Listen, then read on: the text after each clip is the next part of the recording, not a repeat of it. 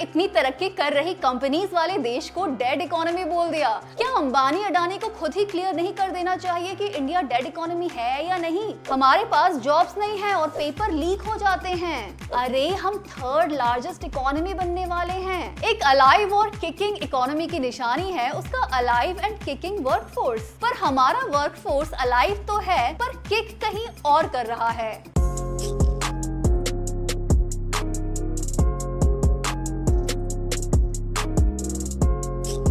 Is India a dead economy? पर हमारा GDP तो हाईएस्ट है और फोर्थ लार्जेस्ट इकोनॉमी भी तो है। क्या ट्रम्प को हमारी इकोनॉमिक ग्रोथ नजर नहीं आ रही? क्या रियल इकोनॉमिक ग्रोथ और जीडीपी ग्रोथ में कुछ डिफरेंस है? आप ही बताइए, क्या पिछले 10-11 सालों में आपकी जिंदगी बेहतर नहीं हुई? ओह नहीं हुई? तो आइए इसकी पड़ताल करते हैं। ट्रम्प ने दुनिया की फोर्थ लार्जेस्ट इकोनॉमी को डेड इकोनॉमी बोल दिया, फिर तो हमने तुरंत ट्रम्प को सॉलिड जवाब दिया होगा ना? यस 4 दिन बाद ये स्टेटमेंट आया। इसको प्राइम मिनिस्टर के ऑफिस ने नहीं, फॉरेन मिनिस्टर ने नहीं, मिनिस्ट्री ऑफ फॉरेन अफेयर्स के एक स्पोक्स पर्सन ने जारी किया। ये स्टेटमेंट ऐसा था जैसे गलती करने के बाद कोई खुद को एक्सप्लेन कर रहा हो। स्टेटमेंट में बताया गया कि देखो कैसे यूरोपियन देश रशिया पे सैंक्शंस लगाने के बाद भी वहां से तेल, गैस और केमिकल्स इंपोर्ट कर रहे हैं। इवन यूएस भी रशिया से इंपोर्ट करता है। फिर भारत पर ही इतने टैरिफ्स क्यों? हर देश की तरह भारत भी अपने डिसीजंस खुद लेगा। गुड। स्टेटमेंट का दूसरा पॉइंट बड़ा इंटरेस्टिंग है। India's imports are meant to ensure predictable and affordable energy cost to the Indian consumer. मतलब अगर हम रशिया से सस्ता तेल खरीद रहे हैं तो वो इंडियन कंज्यूमर्स को अफोर्डेबल फ्यूल देने के लिए है।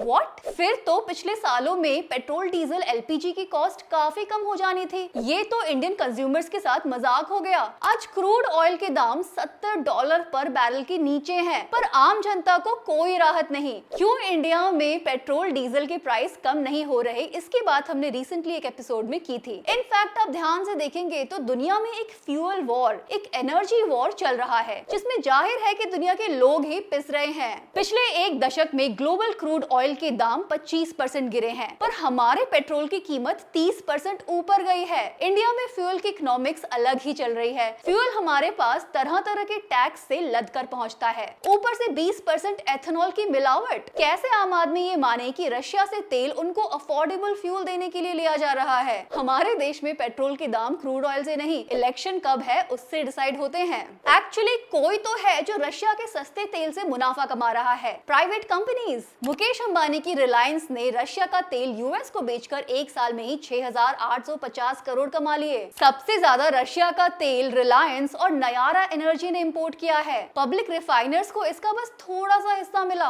अगर रशिया से आने वाले सस्ते तेल का बेनिफिट किसको हुआ देखा जाए तो प्राइवेट कंपनीज को इसका 65% बेनिफिट मिला। सेंट्रल गवर्नमेंट को टैक्सेस में 20% और स्टेट गवर्नमेंट्स को 15% और कंज्यूमर को 0। सोचो इतनी तरक्की कर रही कंपनीज वाले देश को डेड इकोनॉमी बोल दिया। क्या अंबानी अडानी को खुद ही क्लियर नहीं कर देना चाहिए कि इंडिया डेड इकोनॉमी है या नहीं? जब नेक्स्ट टाइम ट्रम्प से किसी पार्टी में मिले तो पूछ ले, देखिए ट्रम्प भाई साहब, आप क्यों एक डेड इकोनॉमी में खुद ही इतना बिजनेस कर रहे हैं? महिंद्रा जी को ट्विटर पर जरूर बताना चाहिए कि इंडिया डेड इकोनॉमी कैसे हो सकता है। क्या आपने स्पिरिट ऑफ इंडिया नहीं देखा? और ये टॉप एनआरआई या इंडियन डिसेंट के लोग जिनका समय समय पर गुणगान होता रहता है, इन्हें भी बताना चाहिए कि ये इंडिया के बारे में क्या सोचते हैं। सुंदर पिच्चई, उषा वांस, विवेक रामास्वामी क्यों नहीं ट्रम्प से टैरिफ कम करने को कहते? और अब तो शायद ट्रम्प ने तारीफ पे तारीफ वाला मीम देख लिया है, इसीलिए 25% टैरिफ के ऊपर एडिशनल 25% टैरिफ लगा दिया है। खैर पहले डेड इकोनॉमी का मसला सुलझा लेते हैं। मेरे पास खाना नहीं है पर जीडीपी तो बढ़ रहा है ना। सरकारी राशन पर काम चलाना पड़ता है पर जीडीपी तो बढ़ रहा है ना। हमारे पास जॉब्स नहीं है और पेपर लीक हो जाते हैं। अरे हम थर्ड लार्जेस्ट इकोनॉमी बनने वाले हैं। अक्सर जीडीपी ग्रोथ और इकोनॉमिक ग्रोथ को एक साथ बोल दिया जाता है। GDP growth total economic growth नापने का एक पहलू है। एक साल में एक देश में बने गुड्स एंड सर्विसेज का total monetary value gross domestic product कहलाता है। इसके बढ़ने को अक्सर परसेंटेज में नापा जाता है। जैसे 2024 में इंडिया की जीडीपी ग्रोथ रही 6.5%। मतलब हमारे देश में बने गुड्स एंड सर्विसेज एक साल में 6.5% की गति से बढ़े। इकोनॉमिक ग्रोथ एक ब्रॉडर कॉन्सेप्ट है। इसमें देखा जाता है कि क्या लोगों की जिंदगी बेहतर हो रही है, क्या उनके पास रोजगार है, खाने पीने को न्यूट्रिशियस खाना है, ट्रांसपोर्ट है। ओवरऑल क्वालिटी ऑफ लाइफ को मेजर किया जाता है। जैसे आपने सुना होगा happiness index. World happiness report 2025 में हम 147 देशों में से 118वें पोजीशन पर हैं। और भी तरह तरह के इंडेक्सेस को साथ देखा जा सकता है, जैसे ग्लोबल हंगर इंडेक्स जिसमें हम 105वें नंबर पे हैं, ग्लोबल पीस इंडेक्स जिसमें हम 116वें नंबर पे हैं, ग्लोबल जेंडर गैप इंडेक्स जिसमें हम 129वें पोजीशन पर हैं, प्रेस फ्रीडम इंडेक्स जिसमें हम 151वें पोजीशन पर हैं। मेरे ख्याल में ट्रू इकोनॉमिक ग्रोथ जब होती है तो आपको नंबर्स खोजने नहीं पड़ते, वो आपको दिख जाती है। जैसे जो जॉब तलाश कर रहा है उसको जॉब मिल जाता है। लोगों में एक होप होता है। पढ़ने वाले जानते हैं कि उनका फ्यूचर ब्राइट होगा। काम करने वाला जानता है कि उसको उसका फल जरूर मिलेगा। हार्ड वर्क का एक्चुअली कोई मीनिंग होता है। अकेले जीडीपी बढ़ने से कुछ नहीं होता। एक एग्जाम्पल से समझते हैं। मान लो कि एक चाय वाला दिन के 500 कप चाय बेचता है। वो फेमस हो जाता है और उसकी चाय भी महंगी हो जाती है। फिर भी 500 लोग उसकी 100 रुपए की चाय रोज पीते हैं। दिन का 50,000 का बिजनेस और महीने का लगभग 15 लाख। आप कहेंगे कि ये तो बढ़िया बिजनेस है, जीडीपी को धक्का लगा रहा है, जीएसटी कलेक्शन बढ़ा रहा है। लेकिन क्या सब लोग 100 रुपए की चाय पी पाते हैं? कौन है जो इतनी महंगी चाय पी रहे हैं? क्या इस चाय के चक्कर में बाकी लोगों की चाय भी महंगी हो गई है? जीडीपी के नंबर बस इकोनॉमिक एक्टिविटी को दिखाते हैं। वो इकोनॉमिक एक्टिविटी कौन कर रहा है उसका पता नहीं चलता। वर्ल्ड इनइक्वालिटी रिपोर्ट 2022 दिखाती है कि इंडिया की टॉप 1% पॉपुलेशन का देश की 40% संपत्ति पर कब्जा है, जबकि बॉटम 50% लोग बस 3% संपत्ति ओन करते हैं। नेशनल इनकम देखें तो टॉप 10% का 57% नेशनल इनकम पर कंट्रोल है। रिसेंटली आई बर्नस्टीन कंपनी की एक रिपोर्ट का कहना है कि top 3% house holds 70% assets, 45% incomes और 80% फाइनेंशियल एसेट्स को ओन करते हैं। इसका मतलब ये है कि जब पर कैपिटा जीडीपी बांटा जाता है तो उसका बंटवारा इक्वल नहीं हो सकता। इंडिया का पर कैपिटा जीडीपी लगभग $2,880 है, यानी मैथमेटिकल एवरेज के हिसाब से हर आदमी एक साल का $2,880 या लगभग 2,52,000 रुपया कमाता है। पर अंबानी, अडानी और आपकी सैलरी एक थोड़ी ना है। जब टॉप 1% के पास 40% वेल्थ है तो उनकी इनकम भी कई गुना ज्यादा होगी। इस हिसाब से ऊपर वालों को जीडीपी पर कैपिटा से निकाल दें तो देश की एवरेज पर कैपिटा इनकम बहुत कम हो जाती है, सब सहारन अफ्रीकन कंट्रीज से भी कम।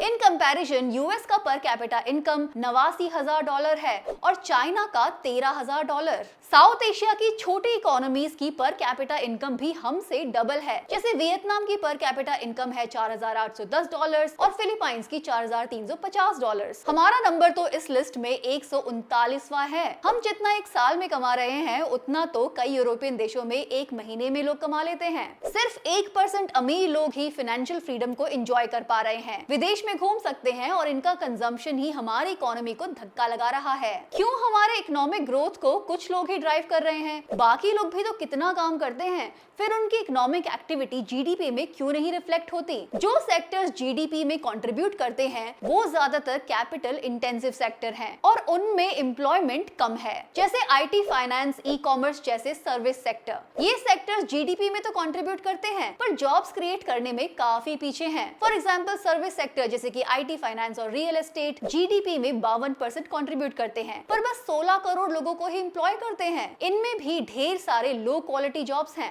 एक्चुअली जो सेक्टर्स एम्प्लॉयमेंट जनरेट करते हैं उनका जीडीपी कंट्रीब्यूशन बहुत कम है, जैसे एग्रीकल्चर जहां लगभग 42% वर्किंग पॉपुलेशन काम करती है पर उसका जीडीपी में कंट्रीब्यूशन बस 15% है। अब तो मोदी जी भी कह रहे हैं कि किसानों, युवा और लघु उद्योग का हित उनके लिए सर्वोपरि है।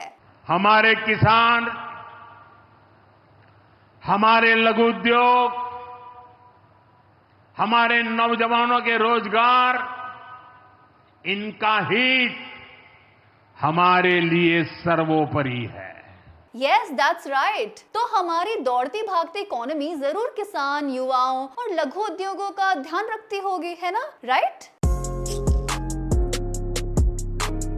कई कई सेक्टर्स को पिलर्स ऑफ इकोनॉमी कह दिया जाता है। अर्निंग, स्पेंडिंग, सेविंग, इन्वेस्टिंग को भी पिलर्स ऑफ इकोनॉमी कहा जाता है। पर असल पिलर्स ऑफ इकोनॉमी तो उसके लोग ही हैं जो सारी इकोनॉमिक एक्टिविटी को जनरेट करते हैं। तो लोगों के क्या हाल हैं? यूथ के क्या हाल हैं? रिसेंट स्टाफ सर्विस कमीशन के एग्जाम को लेकर हुए प्रोटेस्ट ने यूथ की रियलिटी को फिर से जाहिर कर दिया। अचानक से सेंटर पे पहुंचने के बाद एग्जाम कैंसिल हो जाता है, सर्वर काम नहीं कर रहा, कहीं कंप्यूटर काम नहीं कर रहे, माउस पर 4 बार क्लिक करो तो क्लिक हो रहा है। कैंडिडेट्स को अपनी जगह से 500 किलोमीटर दूर के सेंटर्स अलॉट किए जाते हैं और जब हजारों स्टूडेंट्स प्रोटेस्ट करने दिल्ली पहुंचे तो उन पर लाठीचार्ज और उनके टीचर्स को पुलिस हिरासत। स्टूडेंट्स की फ्रस्ट्रेशन का एक कारण ये भी था कि एग्जाम कंडक्ट करने के लिए एडिक्विटी नाम की एक कंपनी को चुना गया, जिस पर पहले से ही मिसमैनेजमेंट के आरोप हैं। इसको पहले ब्लैकलिस्ट भी किया जा चुका है। फिर टीसीएस को हटाकर इसको क्यों कॉन्ट्रैक्ट दिया गया? थोड़े पैसे बचाने के चक्कर में लाखों स्टूडेंट्स का भविष्य दांव पर लगा दिया गया। डिजिटल इंडिया का इतना गुणगान हो गया पर हम सिंपल सा सीबीटी या कंप्यूटर बेस्ड टेस्ट भी नहीं करा पा रहे। जब वोट लेने होते हैं तो कितनी जल्दी वोटिंग मशीन्स आपके घर तक पहुंच जाती हैं। फिर कंप्यूटर्स और एग्जाम सेंटर क्यों आपके पास नहीं पहुंच पा रहे? एग्जाम्स में धांधली, पेपर लीक और मिसमैनेजमेंट अब तो आम बात हो गई है। जिन युवाओं को हम अपने देश का भविष्य कहते हैं, क्या हमें उनके साथ ऐसा सलूक करना चाहिए? इंडिया डेड इकोनॉमी नहीं है, ये समझाने वाले सारे आर्टिकल्स में ऑथर्स ने हमारे डेमोग्राफिक डिविडेंड यानी कि हमारी यूथ पॉपुलेशन का हवाला दिया। बिना अच्छी शिक्षा और जॉब्स के क्या कोई डेमोग्राफिक डिविडेंड आपको मिल पाएगा? आज हमारा डेमोग्राफिक डिविडेंड बस कावड़ लाने और ढाबे तोड़ने में व्यस्त है। जो बचे हुए हैं वो ड्रीम 11 पे टीम बना रहे हैं। हमने युवाओं से उनके सपने ही छीन लिए हैं। पार्लियामेंट में ट्रंप का नाम तो नहीं लिया गया, पर वाणिज्य मंत्री पीयूष गोयल ने इंडिया का स्टैंड लेते हुए ये कहा, भारत फ्रैजाइल 5 अर्थव्यवस्थाओं में से निकलकर दुनिया की सबसे तेजी से बढ़ती प्रमुख अर्थव्यवस्था बन गया है। हम अपने रिफॉर्म्स और अपने किसानों, एमएसएमई और उद्यमियों की कड़ी मेहनत के बल पर 11वीं सबसे बड़ी अर्थव्यवस्था से शीर्ष 5 अर्थव्यवस्थाओं में से एक बन गए हैं।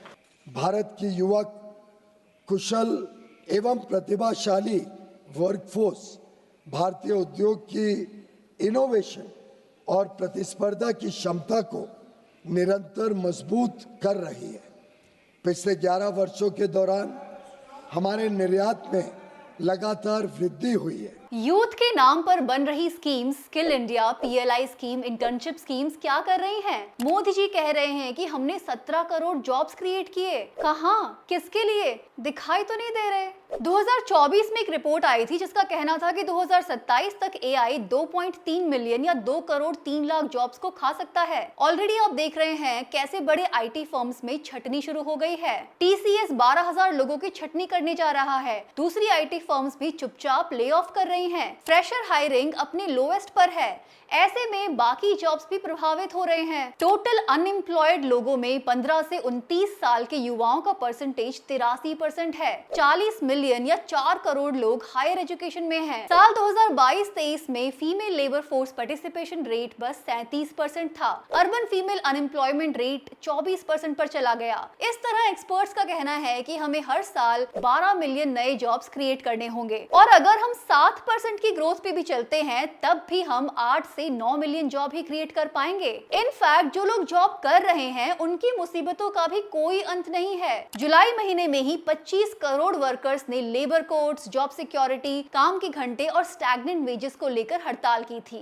एक अलाइव और किकिंग इकोनॉमी की निशानी है उसका अलाइव एंड किकिंग वर्कफोर्स। पर हमारा वर्कफोर्स अलाइव तो है पर किक कहीं और कर रहा है। सो आज के हालात को देखकर क्या लगता है आपको? क्या हमारी इकोनॉमी डेड है, जिंदा है या आईसीयू में आखिरी सांसें गिन रही है? कमेंट्स में जरूर बताइए। Thank you for watching Cracknomics. मिलते हैं अगले हफ्ते टू क्रैक मोर इकोनॉमिक्स।